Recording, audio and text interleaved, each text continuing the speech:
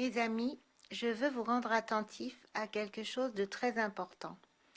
C'est que dans les temps de la fin que nous vivons, il va y avoir un grand réveil et il a lieu en ce moment.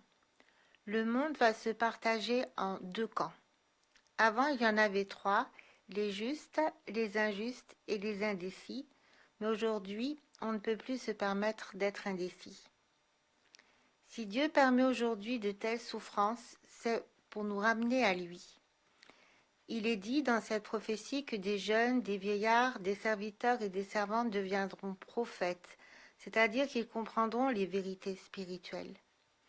Mais il est dit surtout que quiconque invoquera le nom du Seigneur sera sauvé. Nous savons que dans la Bible, la marque de distinction des justes, c'est d'invoquer Dieu. Personne ne peut invoquer Dieu sans être pur quand il le fait. Et c'est la raison pour laquelle les chrétiens, quand ils se réunissent pour prier ou chanter les louanges de Dieu, peuvent connaître une certaine unité malgré toutes leurs imperfections. Il n'y a rien qui puisse satisfaire plus le cœur de Dieu que quand ses enfants l'invoquent.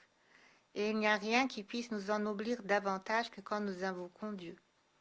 Et nous devons le faire avec foi et avec espérance.